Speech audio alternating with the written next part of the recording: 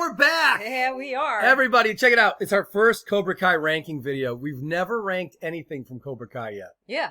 Never. Well, we do it all the time just between the two of us, but... Yeah, but in terms of videos, we have not yet done a ranking. So this is the first of many ranking videos. We're going to rank like best quotes, best characters, best moments, all kinds of things. Yeah.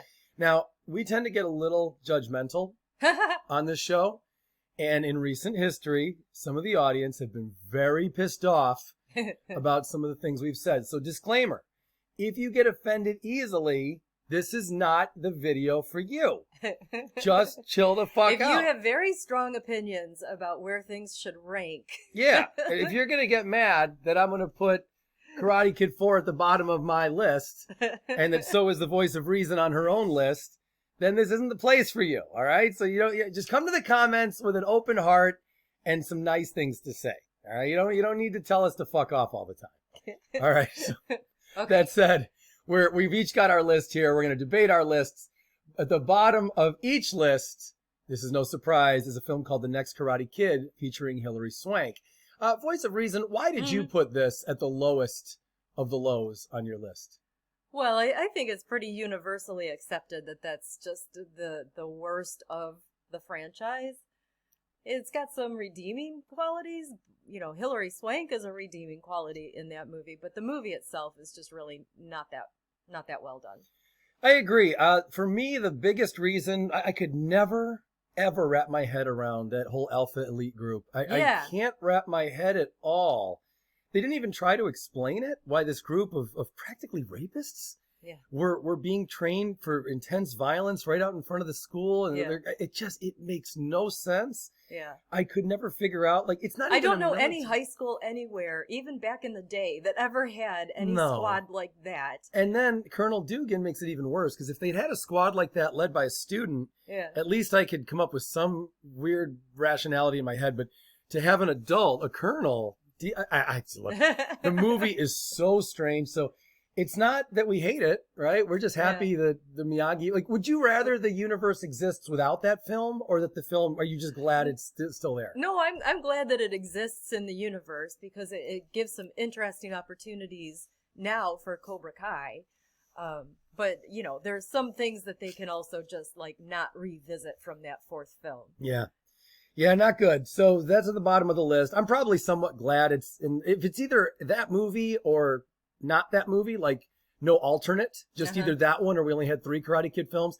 I guess it's always cool to see more Mr. Miyagi. You know, it's nice to expand a little bit. Yeah. But yeah, not well done. And the whole, the fight at the end was so ridiculous. Yes. Mr. Miyagi really plays fast and loose with his rules. His morals are so odd, because he didn't want Daniel in the 3rd film to defend his trophy. But then in the 4th film, all she tells Mr. Miyagi, Julie says, you know, I need to fight him or I'll never feel good about myself. And he's like, okay. Yeah. And so that's enough for Mr. Miyagi to risk her life. There's fire and there's the water and everything. It's really dangerous. And she's in high school. And it's just so weird. By the way, spoilers, guys. Okay, sorry, spoilers.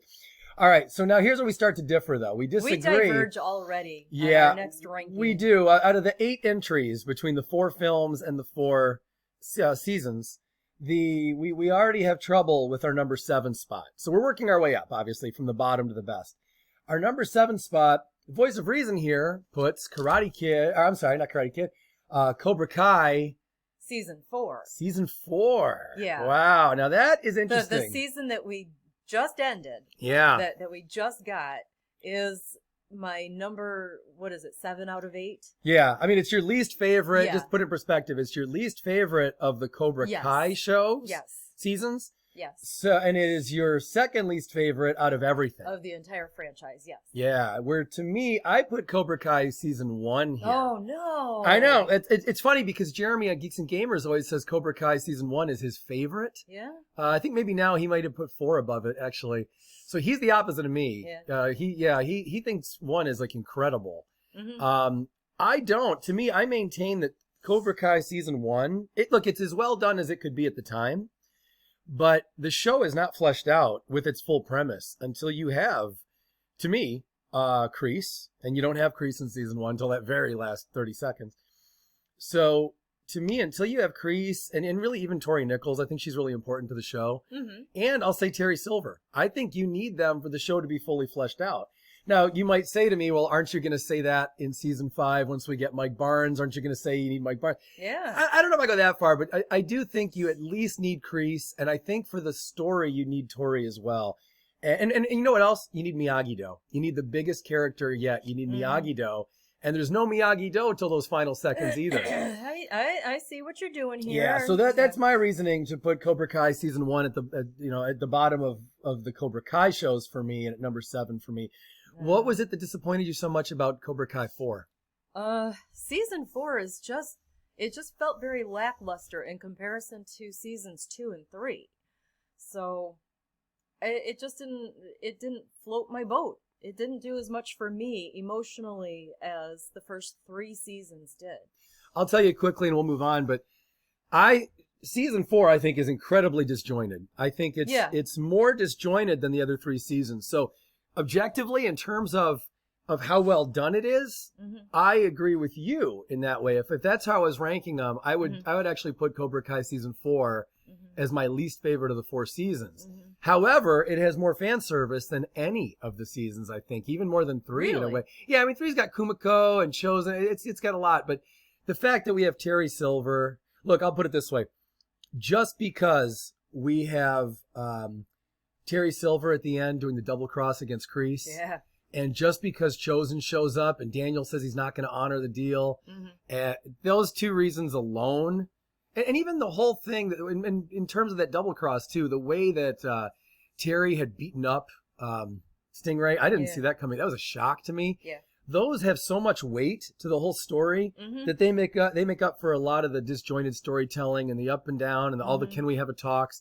So to me, season 4 felt a little bit more like season 1 did, in that it was laying a lot of groundwork. It was setting up, I think, for the next really blockbuster season, which is necessary in the storytelling. But for me, it lacked. I loved the multiple cliffhanger endings, though. That was phenomenal. But as a season in its entirety, it just lacked something that the previous 2 seasons had. Yeah, so I understand. It sounds like it was a disappointing season for, I think, a lot of people. There was huge, great things, but there was also some really, just kind of screwed up storytelling. Yeah. They had a hard time picking a direction and sticking with it because there's so much going on now. Yeah. So next on your list is Karate Kid Part 3. Yeah. And followed by, I'm going to give you 2 at a time. Next on your list is Karate Kid 3, followed by Cobra Kai Season 1. And on my list, I've got Cobra Kai Season 2, followed by Karate Kid 3. So we both seem to think Karate Kid 3 is in the lower half of the 8. I love Karate Kid 3. In some ways, I almost want to put it number 1. But again, it's the same thing as Cobra Kai 4. Karate Kid 3 is very disjointed, right? It's not a clear path to story. It's better. It's more so than Cobra Kai 4. I mean, but it's weird. It's a and we very did a hard whole video on that movie, so check it out. Yeah, check that one out. So you put it pretty low for that reason, right? Yeah. Now, what made you put Cobra Kai 1 at only your number 5 spot? Well, I mean, the remaining chapters in the franchise just stood out as more exciting and better put together than season 1. But I loved season 1. Well, here's what we're left with for both of us. Yeah. We are left with the first Karate Kid, the second Karate Kid, and then Cobra Kai Season 3, and then our only differentiator is, for me, Cobra Kai Season 4 is my top 4. In fact, it is number 4. Where for you, Cobra Kai 2 is in your top 4. So that's the only little difference we have here. So, all right, so let's get into the top 4. Number 4, I put Cobra Kai Season 4. Again, it has some problems and all that, but it has so much fan service and so many characters now and so many rivalries and just so much heart that I got to put it number 4 despite its problems. This is where you actually put the first Karate Kid film. Yeah. Number 4, I think that's interestingly low. I think most people, I would say 90% of fans would put the first Karate Kid in at least the top 3 out of 8. And you got it at number 4. Well, I don't like to follow the crowd. Yeah, you don't. You don't. Why isn't that a little higher?